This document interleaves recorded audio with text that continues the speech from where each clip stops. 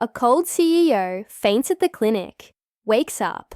The nurse who saved him is the same girl he fired. Years imagine this: a man who once held all the power, whose decisions shaped lives and fortunes, collapses in a hospital emergency room. His heart, both literally and metaphorically, is failing him, and as fate would have it, the person standing between life and death for him is someone he wronged years ago, someone he doesn't even remember. This isn't just a story about revenge or forgiveness. It's about choices, redemption, and how one moment can change everything. The scene opens with chaos. A stretcher rushing into an overcrowded ER. Paramedics shouting orders. Machines beeping frantically. At the center of it all is Eliza Moore, a nurse known for her calm under pressure. She steps forward, pulling on gloves, ready to save another life. But when she looks down at the pale face of the unconscious man, her world stops. That sharp jawline, those dark tousled hair strands, and the faint scar under his chin. It's him, Adrian Cole, the cold CEO who destroyed her career without a second thought 5 years ago. Now, here he lies, helpless, relying on her to keep him alive. Adrian Cole was never someone you'd call warm or approachable. He built his empire on ruthless efficiency, making tough calls that others shied away from. To him, people were assets, numbers on a spreadsheet. If they failed, they were replaced. And Eliza, she had been collateral damage, a junior associate, blamed for a mistake she didn't make. Her dismissal wasn't just professional, it was personal. It stripped her of confidence, security, and dreams. Yet now, she stands above him, holding his fate in her hands. What will she do? Does she let him go, letting karma take its course? Or does she fulfill her duty as a healer, saving the very man who ruined her? As Eliza begins CPR, each compression feels heavier than the last. Not because of physical effort, but because of the weight of memories flooding back. The boardroom where she pleaded her case, only to be met with silence. The humiliation of walking out of the office, escorted by security. The sleepless nights wondering what she could have done differently. But none of that matters right now. All that matters is keeping his heart beating. Because despite everything, Eliza is not a vengeful person. She saves lives. It's what defines her. So she pushes through, focusing on the rhythm of compressions, the steady beep of monitors, and the fragile thread of hope tying Adrian to life. When Adrian finally wakes up days later, disoriented and hooked to machines, he has no idea what's waiting for him. He expects professionalism, perhaps a little awe from the staff. What he gets instead is Eliza, calm, composed, and unreadable. There's something in her eyes though, something he can't quite place. Is it anger, resentment, or maybe pity? Their interactions are tense, layered with unspoken words. Adrian senses there's history between them, but he can't figure out what. Meanwhile, Eliza walks a tightrope, balancing her role as his caregiver with the storm of emotions brewing inside her. It's during one of these charged encounters that things shift. Adrian, ever the control freak, demands updates from work, insisting he can't afford to slow down. Eliza snaps, not out of malice, but out of sheer frustration. "You're lucky to be here at all," she says, her voice cutting through the sterile air.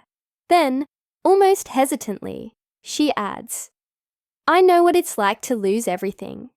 The room falls silent. Adrian stares at her, confusion etched across his face. Who is this woman? And why does her name sound so familiar? That night, unable to shake off the feeling that he's missing something crucial, Adrian digs into old company records using his phone. Password resets and forgotten codes delay him, but eventually he finds it, the termination file. Eliza Moore. Mishandling of financial reports. Dismissed without review. Attached is a memo admitting fault, but not hers. It was Calvin Jensen, his own head of operations, who made the error. Guilt hits Adrian like a freight train. He fired her without question, without looking deeper. And now, ironically, she saved his life. This realization changes everything, for both of them. Adrian starts seeing Eliza differently, not as a nurse fulfilling her duties, but as a woman carrying scars he inflicted. He wants to make amends, but how do you apologize for something so monumental? For Eliza, every interaction becomes a test of her resolve. Can she forgive him? Should she? As they navigate this complicated dance, their connection deepens. They talk about books, share quiet laughs over bad coffee, and slowly, tentatively, begin to trust each other again. But just when it seems like they might find closure, a new challenge arises. Adrian receives a call offering him his old job back, the CEO position at a global firm. It's everything he worked for, everything that defined him. Yet staring at Eliza across the rooftop terrace, bathed in sunset hues, he realizes something profound. None of those accomplishments mean anything if he loses the one thing that truly matters, her. Now picture this. Moments stretched taut with tension. The city hums below, oblivious to the battle raging within Adrian. Will he choose ambition over love, power over purpose, and more importantly, will Elisa believe in his transformation enough to stand by him? The answer hangs in the balance, leaving us and them on the edge of our seats. So, what happens next? How does a man who lived by numbers learn to value hearts? How does a woman who lost everything rediscover trust? And most importantly, can two broken souls heal together, rewriting their stories in ways neither imagined possible? Stay tuned for the next chapter of this unforgettable journey, a tale of redemption, second chances, and a love born not in perfection, but in healing. As Adrian processed the weight of Eliza's words, the air between them grew heavier.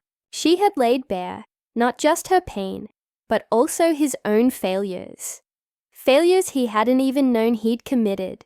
For years, Adrian prided himself on being a man who made tough decisions, believing that success was built on sacrifice. But now, staring at Eliza, he realized those sacrifices weren't his to make. They were hers. And while she stood there, calm and composed, something inside him cracked wide open. It wasn't guilt alone. It was shame, regret, and an overwhelming desire to fix what he had broken. Eliza could see the storm brewing in his eyes. She expected anger, defensiveness, maybe even denial. What she didn't expect was silence. Adrian said nothing for what felt like an eternity. His fingers tightened around the edge of the blanket covering him, knuckles turning white. Finally he spoke, his voice low and hoarse. "Why didn't you say anything before?" The question hung between them, raw and unfiltered. Eliza let out a soft laugh, tinged with bitterness. "Would it have mattered?" she asked, meeting his gaze. "You signed my termination without reading it. Would you have listened then?" The truth stung, and both of them knew it. Adrian looked away, unable to hold her gaze any longer. He wanted to argue, to defend himself, but the facts were undeniable. He had failed her, not just as a boss, but as a human being. That realization ate at him. Gnawing at the carefully constructed walls he'd spent years building around himself. As much as he tried to push it aside, one thought kept returning. She saved me. Despite everything, despite the pain he caused her, she had chosen to keep him alive. Why? Was it duty, compassion, or something deeper? Over the next few days, their dynamic shifted subtly. Adrian became quieter, more introspective. he stopped demanding updates from work and instead began asking questions about the clinic, about Eliza's life, about the patients she cared for. At first, Eliza was wary. She didn't trust this new version of Adrian, the one who seemed genuinely curious about things beyond profit margins and quarterly reports. But slowly, almost imperceptibly, she started opening up. She told him about her dream of starting a community health center, a place where underserved neighborhoods could access affordable care. She shared stories of the people she had helped, the struggles they faced, and the hope she clung to every day. Adrian listened intently, his usual sharpness replaced by a quiet attentiveness that surprised them both. Meanwhile, outside the hospital walls, another subplot unfolded. Back at Cole Financial, whispers circulated about Adrian's absence. Rumors spread like wildfire. Some claimed he was stepping down permanently. Others speculated he was plotting a massive comeback. Calvin Jensen, the same man responsible for framing Eliza all those years ago, saw an opportunity.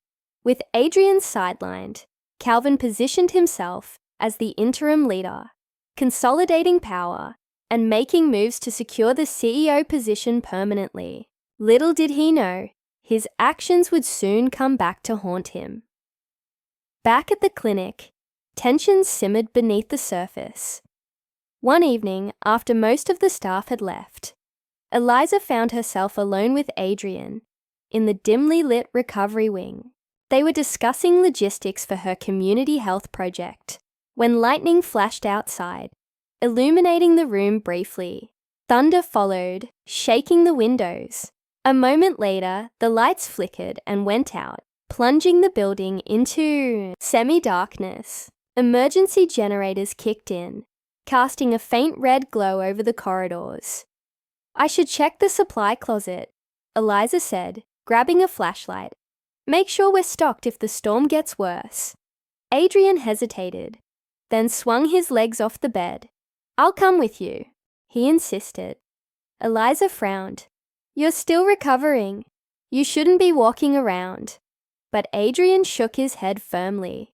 "I'm fine," he said. "Besides, I owe you. Let me help." They moved cautiously through the hallway, the sound of rain pounding against the windows. When they reached the supply closet, Eliza reached for the handle, but her foot slipped on a puddle of water leaking from the ceiling. She gasped as she lost her balance, arms flailing. Before she could hit the ground, Adrian caught her, pulling her close. For a moment they froze, breaths mingling in the charged air. His hands lingered on her waist, steadying her, and her heart raced. Not from the fall, but from the intensity of his gaze. "You okay?" he murmured, his voice barely audible over the storm. Eliza nodded, though her cheeks flushed crimson. "Yeah, thanks." Neither of them moved immediately. Instead, they stood there, suspended in a moment that felt far too intimate for the sterile hospital setting. Finally, Eliza stepped back, clearing her throat. "We should, grab the supplies," she stammered, avoiding his eyes. Adrian nodded, though his expression remained unreadable.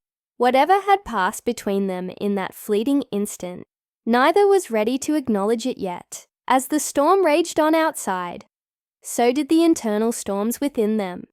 Eliza wrestled with conflicting emotions. Anger at the injustice she endured, gratitude for the way Adrian was trying to make amends, and confusion over the growing connection between them. Could she truly forgive him? More importantly, could she trust him again? For Adrian, the stakes were equally high. Every conversation, every shared glance, reinforced how much he had underestimated her. He saw now that Eliza wasn't just a victim of circumstance. She was a force to be reckoned with, resilient and compassionate, in ways he could only aspire to be. Their partnership deepened as they worked together on the Community Health Center project. Adrian used his connections to secure funding and resources, while Eliza ensured the initiative stayed grounded in the needs of the community. Together, they formed a rhythm, balancing each other's strengths and weaknesses. Yet, underlying their collaboration was an unresolved tension, a question neither dared to ask. Where did they go from here? Were they simply allies working toward a common goal, or was there something more lingering beneath the surface? Then came the call that threatened to shatter everything. Adrian's former board chairman reached out, offering him the CEO position at Global Reach, a multinational corporation headquartered in New York. It was the pinnacle of success, the culmination of everything he had worked for. But as he held the phone, listening to the offer, all he could think about was Eliza. Leaving meant abandoning not just the clinic, but also the fragile bond they had built. Staying meant giving up a legacy he had spent decades creating. The choice loomed over him like a storm cloud, dark and suffocating. That night, Adrian climbed the stairs to the rooftop terrace, seeking clarity. The city stretched out before him, glittering under the moonlight. Eliza was already there, leaning against the railing, her silhouette framed by the skyline. Without turning, she smiled softly. "You look like you've seen a ghost," she teased. Adrian chuckled dryly. "Maybe I have," he replied. Then after a pause, he added, "They want me back, CEO of Global Reach, full power." Eliza turned to face him, her expression unreadable. "Congratulations," she said finally, but the word carried no joy, only resignation. Adrian stepped closer, his voice trembling. "It would mean leaving," he admitted. "New York, the clinic, you." Eliza's eyes softened, but she didn't speak. Instead, she waited, letting him find the words he needed. "I spent my whole life chasing titles, deals, numbers," he confessed. "But none of it ever felt real. Not until now. Not until you." The confession hung in the air, heavy with unspoken promises. Eliza searched his face, looking for any trace of hesitation. Finding none, she took a step forward, closing the distance between them. "Adrian," she whispered, "you don't have to choose tonight. Take your time. Figure out what really matters to you." Her words were gentle, but they carried a weight that settled deep within him. As they stood there, bathed in the glow of the city lights, the world seemed to fade away. The noise, the pressure, the expectations, all of it dissolved, leaving only two people grappling with choices that would change their lives forever. The climax of their story was approaching, and with it, the answers to questions they had been too afraid to ask. Would Adrian leave for New York, reclaiming the empire he once ruled? Or would he stay, choosing love and purpose over power and prestige? And if he chose the latter, would Eliza be willing to take a chance on a future with him? The audience waits with bated breath, knowing that whatever happens next will redefine not just their relationship, but also the very essence of who they are.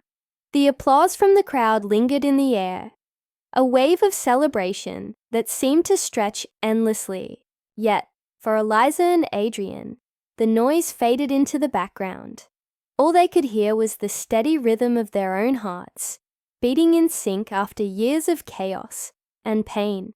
The moment felt surreal, like stepping out of a storm into sunlight, so warm it made you forget the cold ever existed. But even as they stood there, hands intertwined, the weight of everything they had been through still lingered at the edges of their joy. It wasn't just about them anymore. It was about the lives they would touch together, the mission they had chosen over power, and the love that had grown from ashes. As the day turned into evening, the festivities wound down, leaving behind a quiet calm. Adrian walked alongside Eliza on the beach near the city, the sand cool beneath their feet. The orange glow of the setting sun painted the sky, casting long shadows that danced with the gentle sway of the waves. They didn't speak much, but words weren't needed. Every step they took felt like a promise, a silent vow to face whatever came next, side by side. "If I hadn't saved you that night," Eliza finally said, her voice soft against the whispering wind, "everything would be different." Adrian stopped walking and turned to her, his eyes searching hers. "If you hadn't saved me," he replied, his voice heavy with meaning, "maybe I'd still be alive, but I wouldn't be living." That simple truth hung between them, unspoken, yet understood. Saving his life had been more than pulling him back from the brink of death. It was giving him a second chance to live fully, to become someone worthy of the trust and love she offered. And for Eliza, forgiving him wasn't just letting go of the past. It was embracing a future where healing wasn't just possible, but inevitable. Their journey had been messy, painful, and uncertain, but it had also been real. That authenticity was what made their bond unshakable. Back at the clinic, the next morning brought new challenges and new beginnings. Calvin Jensen's name appeared in headlines across financial news outlets, linked to a corporate scandal involving embezzlement and cover-ups within Cole Financial. The same memo that revealed Eliza's innocence years ago became public evidence, exposing Calvin's role in framing her and others. For Adrian, this revelation was bittersweet. While justice was served, it reminded him how blind ambition had once clouded his judgment. He called an emergency board meeting, not to reclaim his position, but to ensure accountability and transparency moving forward. His decision stunned many, but those who knew him best saw the change in him, a man no longer driven by titles or wealth, but by purpose. Meanwhile, Eliza threw herself into the work of the Moore and Cole Hope Center. The mobile clinics rolled out weekly, reaching neighborhoods long neglected by traditional healthcare systems. Families lined up for checkups, children received vaccinations, and elderly patients found solace in compassionate care. Seeing the impact of their efforts filled both Eliza and Adrian with a sense of fulfillment neither had experienced before. This wasn't about accolades or recognition. It was about making a difference, one patient at a time. Together, they were building something that would outlast them, something rooted in kindness and hope. But the biggest surprise came months later. During a routine visit to the center, a young woman approached Eliza, tears streaming down her face. She introduced herself as Mia, the daughter of a former patient whose life Eliza had saved years ago. "You don't remember me," Mia said, clutching a folder tightly. "But my mom always told me your name. You gave us another chance when we thought there was none left." Inside the folder was Mia's acceptance letter to medical school, along with a handwritten note dedicating her career to paying forward the compassion she witnessed at the clinic. Eliza hugged her tightly, overwhelmed by emotion. When she recounted the story to Adrian later that night, he smiled softly. "This is why we're here," he said simply, "to create ripples." As time passed, the couple settled into a rhythm that balanced work, love, and life. They traveled occasionally, visiting underserved communities to expand the reach of their initiative. They laughed often, argued rarely, and always found their way back to each other. Their wedding photos adorned the walls of the clinic, a testament to the love that had blossomed amidst adversity. Friends joked that they were unstoppable, but Eliza and Adrian knew better. They weren't invincible.